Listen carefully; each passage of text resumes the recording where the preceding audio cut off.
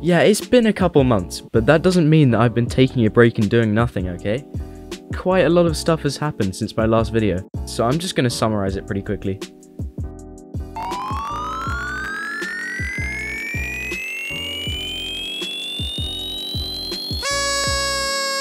Yep, we've reached 490 subscribers. That's insane. This channel has grown really fast thanks to you guys.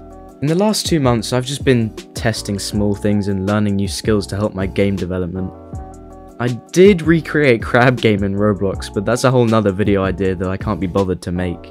Lastly, you may be wondering what has happened to the game I was developing in the last video. Well, that game is scrapped. The idea is very boring and way too simple. I actually want to challenge myself and make a game that can earn some decent Robux and get some good players. I did almost finish the game, but after I tested it, I just realized how boring it is. Now that all the waffling's done, let's finally get to the video.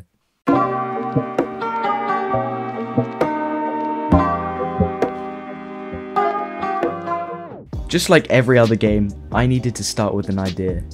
I wanted to make a game that is both fun and has a good player base. This of course led me to the SCP Foundation. There is a huge SCP community on Roblox. You've very likely heard of SCP-3008 and SCP Roleplay. I already know a lot about the SCP Foundation, so this was a great head start already. The only small problem is that there are already a lot of SCP games on Roblox. This means that the game I'm making will have to be really good, really fun, and unique.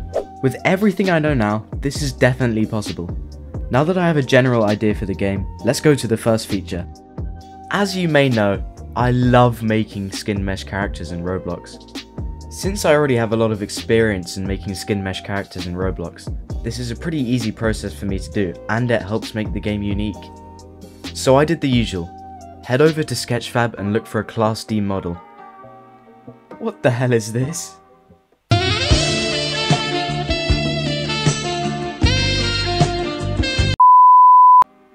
There we go. Then I downloaded it and imported it into Roblox. Now I don't know why, but I didn't get the animations from Mixamo.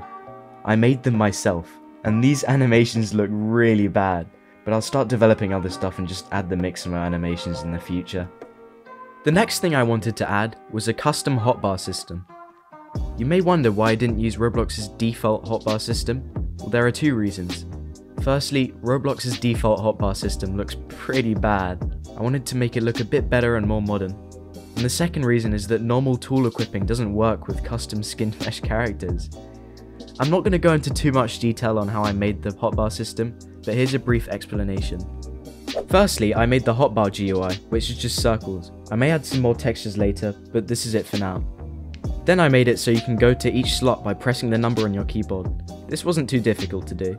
Now the next part took me a long time to get, but I eventually found out that you can make the skin mesh character hold a part if you add a bone to the part, then place that bone in the rig.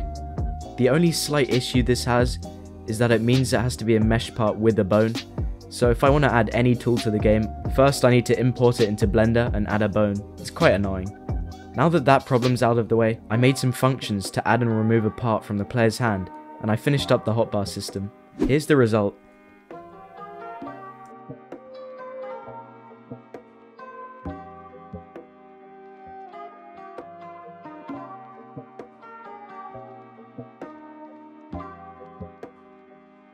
Before I start making fun stuff for the game, I need to make a view model. This is just a copy of the player's hands that only they can see on their screen.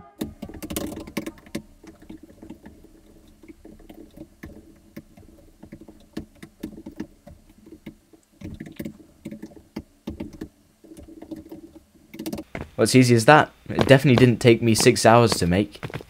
All I had to do was create a view model and the camera to make sure the hands were using really one day was empty squared. Now that all of the boring stuff is done, I can finally make some progress. As you can see here, I made a door and a gate. They look quite realistic because I got their textures from CC0 Textures, which has thousands of good PBR textures all free for the public domain. The gate will be used to separate the three main areas, Safe, Euclid and Kita. This means that the gate opening will have to be done locally. meaning that if you open the gate, then other players can't see that it has been opened. Here's an example.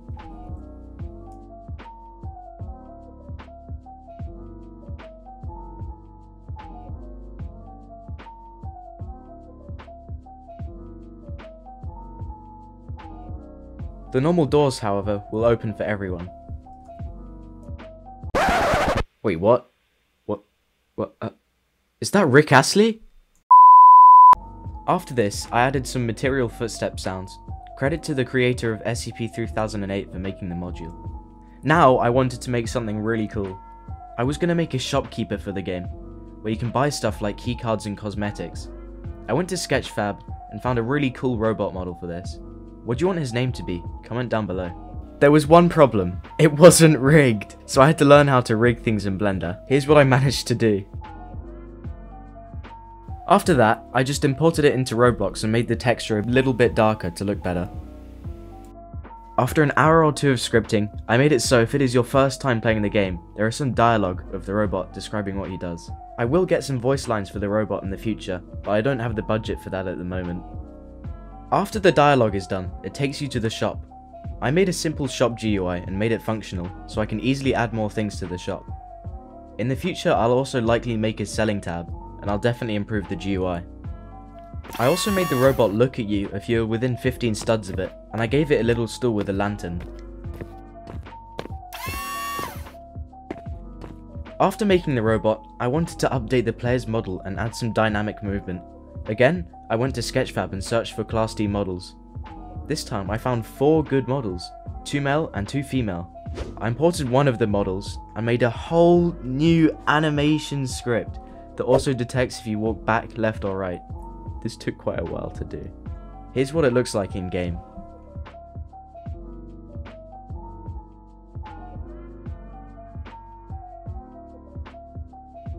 At this point I felt quite overworked, so I made a quick start screen and decided to take a break from developing. In the future I'll definitely add an option to choose one of the 4 character models.